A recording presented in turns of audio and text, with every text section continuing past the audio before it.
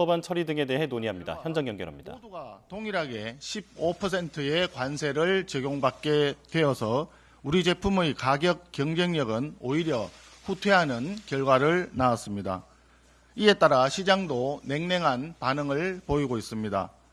관세 협상 직후인 8월 1일 현대차와 기아의 주가가 전일 대비해서 4.48%, 7.34% 하락한 바 있습니다. 하지만 일본은 도요타 주가가 일본과 미국 간 관세 협상 타결이었던 지난 7월 23일 15% 넘게 폭등한 바가 있습니다. 시장에서의 반응 자체가 이번 협상이 얼마나 일방적으로 우리가 양보했는지를 보여주는 사례라고 할 것입니다. 협상에 참여했던 경제부총리는 검역 절차 개선 협의 가능성을 발언을 했습니다. 이에 따라 농업계에서 우려가 매우 커지고 있습니다. 미국의 무역대표부가 2025년 국가별 무역장벽 보고서를 발표했는데 우리나라의 검역 절차가 미국산 사과, 배, 감자 등에 대한 비관세 장벽으로 지적된 바 있습니다. 만일 검역 절차가 완화된다면 주요 농산물 시장의 추가 개방으로 이어질 수밖에 없는 현실입니다. 그럼에도 불구하고 정부는 농축산물 개방은 없다라는 말만 반복하고 있습니다. 비관세 장벽 완화 가능성에 대한 우려에 대해서 어떠한 설명도 내놓지 않고 있는 것입니다. 또 한편 해외 쌀 수입과 관련해서 우리나라는 우루과이 라운드 협상 결과에 따라 40만 8,700톤의 의무 수입 물량을 초과하는 물량에는 500%가 넘는 고율 관세가 부과 중인데 트럼프 대통령의 메시지에 의하면 국내 수입 농산물에 관세를 부과하지 않는다는 내용이 포함되어 있습니다. 쌀 수입 관세에 대해서 정부의 명확한 설명이 필요한데 아직까지 이에 대한 부분 설명이 좀 미약한 것 같습니다. 이재명 정부는 지금이라도 관세 협상에 대한 자화자찬을 멈추고 농업인과 기업인에게 정보를 투명하게 공개하기 바랍니다. 향후 예상되는 피해에 대한 대비책도 즉각 마련할 것을 강력히 촉구합니다.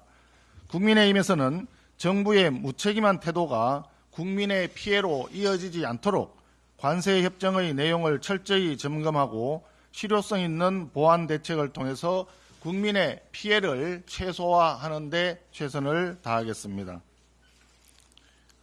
세제 개편 관련 사항입니다. 이재명 정부와 더불어민주당이 지난주 목요일 세제 개편안을 발표하고 난 다음 날 코스피가 3.88% 폭락하며 하루 만에 시가총액이 무려 100조 원이나 증발했습니다. 법인세 인상, 정권 거래세 인상, 양도소득세 대주주 기준 하향 등 이른바 이재명표 세금 폭탄이 대한민국 주식시장을 정면으로 강타한 것입니다. 그럼에도 불구하고 더불어민주당의 대응은 혼란스럽기만 합니다. 김병기 원내대표는 주식시장의 충격에 놀라서 대주주 기준 재상향 검토를 시사했지만 정작 같은 당의 진성준 정책위 의장은 주식시장이 무너지지 않는다는 한가한 발언을 내뱉고 있었습니다. 더불어민주당의 무책임한 행태가 이어지는 사이 국회 전자청원에 등록된 대주주 양도소득세 기준 하향 반대 청원에 오늘 아침 기준으로 11만 명이 넘는 국민들이 동의하면서 세금 폭탄에 대한 거센 반발이 이어지고 있습니다. 앞에서는 코스피 5천 시대를 약속하면서 뒤에서는 1,500만 명의 개인 투자자 주머니를 털어가는 이재명 정부와 더불어민주당의 기만적인 정책에 국민적 분노가 걷잡을 수 없이 커지고 있는 것입니다. 이재명 정부와 더불어민주당은 세금 폭탄이 투자자들의 국장 탈출과 대한민국의 경제 위기를 초래할 것이라는 국민의 경고를 명심하기 바랍니다. 코스피 100조 원 정발은 경제 위기의 시작이라는 우려가 현실이 되어서는 안 됩니다. 장기적인 주가 상승은 단순한 돈풀기로 가능한 것이 아닙니다. 더 센 상법이나 노란봉투법 강행으로는 더더욱 불가능한 이야기입니다. 기업의 본질적인 가치, 내재적 가치 제고를 위한 노력과 함께 정부의 제도적인 뒷받침이 필수적입니다.